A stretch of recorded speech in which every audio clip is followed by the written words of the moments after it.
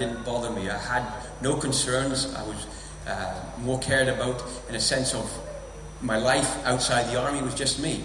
I cared a lot about my mates, but so if I was to die, I'm thinking, well, really, no one's going to miss me that much. Maybe my mother, my father, but maybe that's it. But then those big questions came in. But what if there is a God? I wasn't an atheist, but then again, I was a down and out theist in the sense of I didn't actually believe in God or have a relationship with God. And because I really didn't know, to quote one guy from the Second World War, in the Pacific War, he said, "There's no atheists in a foxhole." In a sense of now you're faced with the decisions of life and death. And so I thought, let's be safe and edge my bets here. Because if there is a God, I know if there's a God, then there's a heaven and there's a hell. And I know what place I don't want to belong to. And I knew what place I would be going to because of the life I had led. And so before, I think it was about a couple of minutes before we had to move off, I said, well, God, and then this is what I said. I said, God, if you're there, and the other next big if is, if I die, then just forgive me. And let me into your heaven or whatever it may be. And sure enough, then the orders came, we had to move forward, and that's what we did. We fought then through the enemy position, cleared it, destroyed what needed to be destroyed there. And lo and behold, I was alive. And then we're going through a part of what we call battle procedure, what we call reorganization. We're sorting ourselves out in any position. We're checking our own wounded, our own dead, and whatever else was there, and redistributing ammunition. And with that, one of my friends spotted another enemy position. It was about 1 kilometer away from us. So orders were quickly given, and then we went straight into the attack again, and we destroyed that position. And I came out of it without a scratch. Again, friends of mine, wounded, hurt, all that, but me, nothing. End of that day, we drove away and we separated ourselves from the enemy to put some distance between us just in case they had any follow-up forces.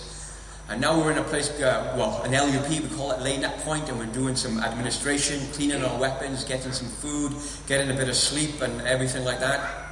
And I was on sentry duty. It was my turn on sentry duty.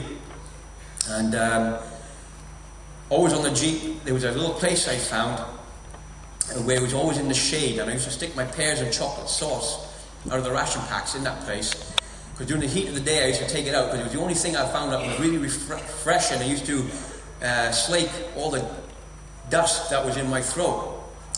So I was going up my sentry position, I grabbed my pears and chocolate sauce, I was walking out to my sentry position, I sat down and I opened up my pears and chocolate sauce, and you could see for miles and miles and miles you could see.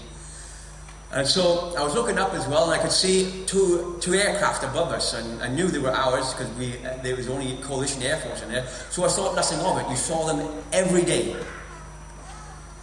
But there was what we call an SOP, a standard operating procedure, that one, we would radio in our position, so when they're up there and they look down, okay, hopefully they got the information of your grid location or your longitude and latitude, that they mark it on their maps. So when they see something down there, they've marked it in blue, which means friendly forces, and that means we do not come in and drop bombs on it. So I thought we're safe, because I saw my friend actually pass the message when we arrived at that location, so I knew they had the information. The other thing was, though, is that while they were up there and they knew where we were, if they happened to see any enemy forces moving towards our location, they would inform us, either to move out of that location or prepare, i.e. to defend ourselves against a possible attack. The big problem was this, though. How do they tell us when they're up there and we're down here? And we're on radio silence in regards to the communications we had with the aircraft, only to be used, i.e. actually if you're going to carry out an operation. So what was discussed back in Saudi Arabia before we went into operations was that if the aircraft saw something, they would come down to a certain height level where we could see the wings, and they would wiggle their wings, and that means get the radio on, okay? It makes no difference about radio silence anymore. Something's coming your way, and you need to defend yourself. So anyway, a couple of minutes passed, take my first couple of mouthfuls of pears and chocolate sauce, and I look across this flat open ground at another hill feature about 2 or 3 kilometers away. And all of a sudden I see these 2 aircraft come over the top of this hill feature. And I recognize them at their A-10 aircraft. And I thought nothing of it. I actually thought they've seen something and they want us to get their radio on. So I'm actually now physically turning to my troop commander to give him a shout to get the radio out that we use to talk to the aircraft to get it set up, ready to talk to these guys. But as I'm turning, I just saw a white puff of smoke leave the wingtip of the aircraft. And in a split second later, there's this almighty explosion, and now I'm just flying through the air. And I don't know how far I flew, 10, 20 feet, I don't know, but I hit the ground and I'm completely winded, and I'm trying to catch my breath and everything like that. I can hear people shouting and people screaming.